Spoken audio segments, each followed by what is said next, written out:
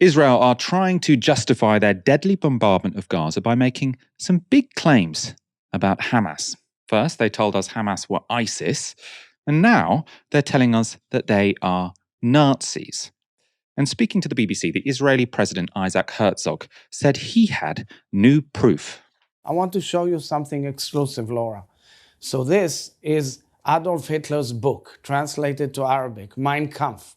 It's the book that led to the Holocaust and the book that led to World War II. This is the book that led to his victory in elections in Germany, which led to the worst atrocity of humankind, which the British fought against. Well, this book was found just a few days ago in northern Gaza in a children's living room, which was turned into a military operation base of Hamas, on the body of one of the terrorists and murderers of Hamas. And he even he wrote notes, he marked and learned again and again Adolf Hitler's ideology of hating the Jews, of killing the Jews, of burning the Jews, of slaughtering the Jews. This is the real warrior act. So all those who demonstrated yesterday, I'm not saying that all of them support Hitler, but all I'm saying is by omitting to understand what Hamas ideology is all about, they're basically supporting this ideology. How very kind of him to concede that not all 500,000 people marching on Saturday in London, sort of concerned, devastated that hundreds of kids are being killed every day by his military. Thank you for him. How generous for him to concede that they're not all Nazis, right? How thoughtful, how reasonable. Of course, Israel has already killed over 4,000 children in Gaza, so the claim this book was found in a children's living room seems to me particularly sinister. Of course, if Gazan children have been reading Mein Kampf, perhaps they, like adults, or like the adults of Gaza, are Nazis too, and therefore fair game for mass slaughter. Of course, they can also say if they do kill some kids, oh, well, kids' bedrooms are now fair game because they're being used by Hamas fighters who, by the way, all have a copy of Mein Kampf on them, right? It really is bordering on the ridiculous here.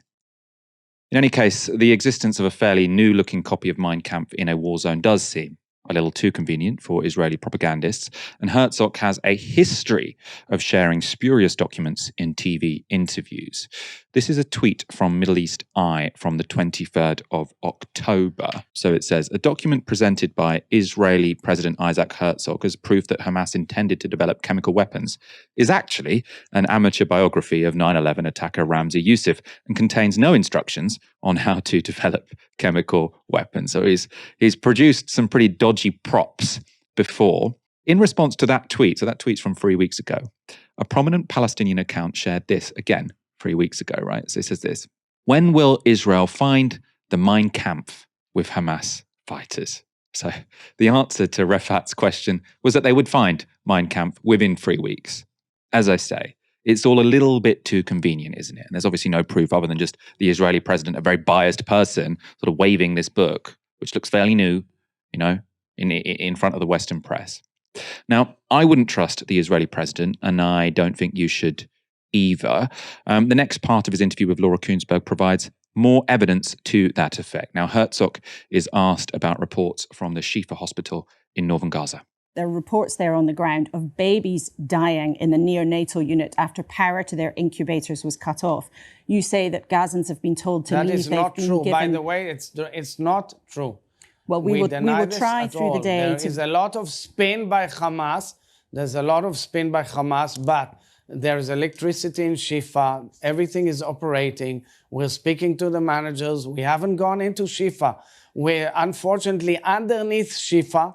There's a huge terror base. Actually, the headquarters of Hamas ISIS operations is right there under Shifa. Now, exactly what are we supposed to do? Leave it as is and then in a few years' time go again through the same motion and you will say it's disproportionate and we will have civilians being killed?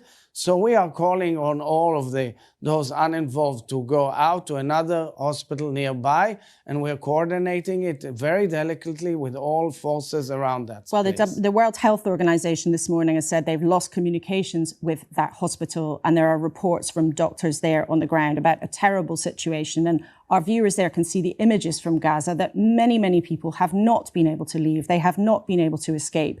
But you mentioned there, President Herzog, Hamas is what may stopping them. happen. So once again, he's saying there are no real problems in Gazan hospitals. The electricity is still working. Babies aren't dying. And even if there were problems, it would all be the fault of Hamas.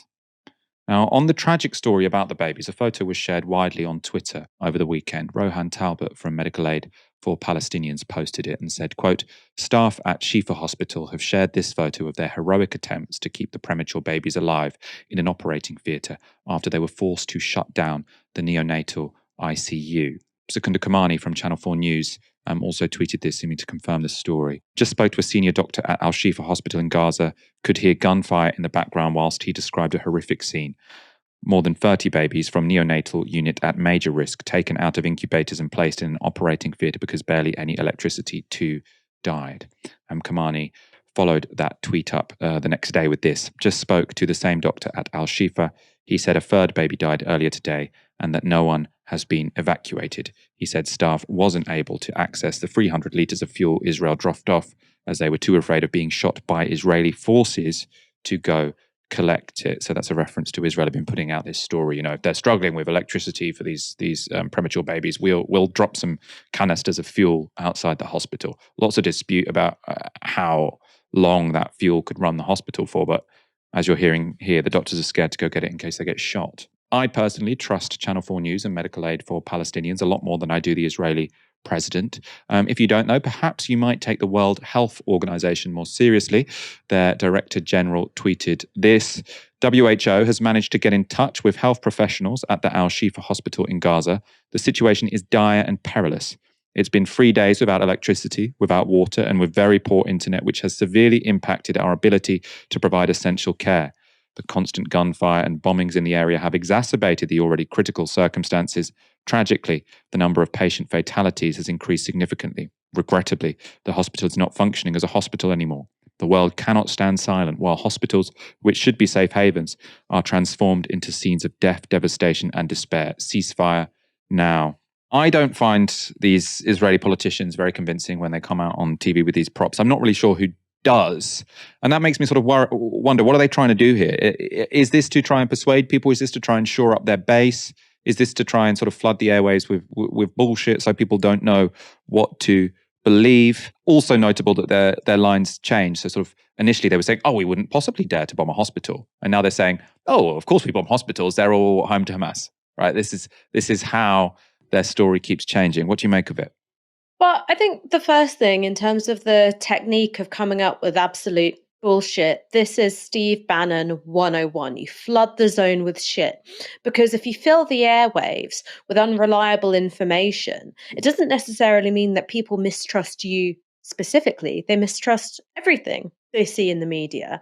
And we've seen a real deliberate attempt to cultivate an aura of mistrust, which, sure, impacts the Israeli government, but it also impacts everything else as well. So we've seen a concerted attempt by the Israelis and an awful lot of the mainstream media falling in line to cast doubt on the numbers which are being released of casualties by the Palestinian Health Ministry. So now it all becomes bracketed with the Hamas-run health ministry, or these are Hamas numbers. As we've discussed in a previous show, Michael, these numbers have tended to be quite reliable.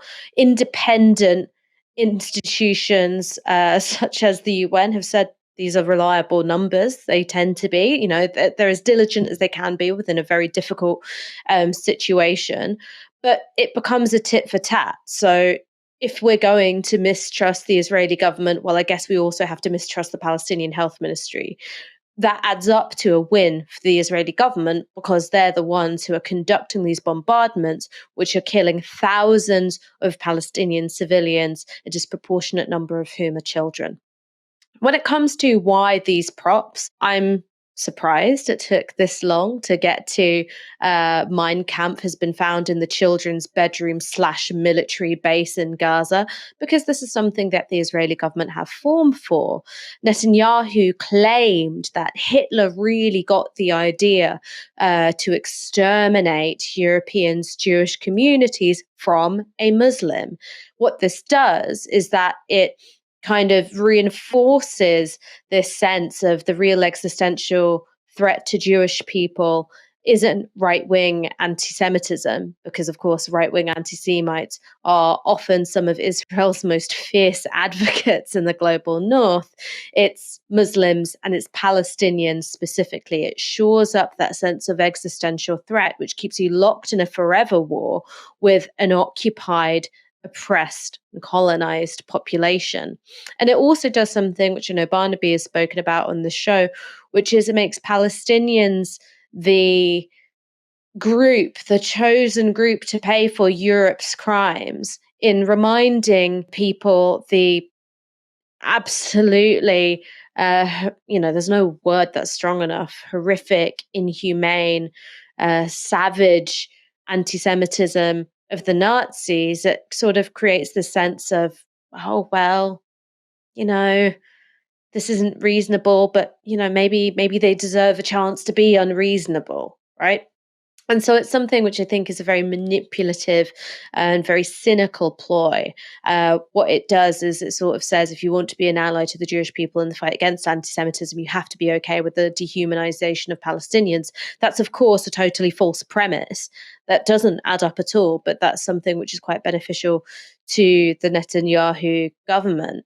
And I think what all of this adds up to, taken as a whole, is that it's meant to convey the idea that there's no such thing as an innocent Palestinian. If a Palestinian dies, it's their own fault. If it's not their fault, it's Hamas's fault. If a Palestinian dies, well, it's because they voted in Hamas in the elections that they were forced to hold by the Americans, and then Hamas consolidated power in fending off a coup, which had also been, encouraged by the West. The idea is no such thing as an innocent Palestinian, no such thing as a Palestinian civilian, no such thing as a Palestinian baby dying for lack of oxygen or dying for the lack of an incubator. It's precisely the kind of dehumanization which facilitates the act of genocide. And that's why so many genocide scholars have said that's exactly what's happening.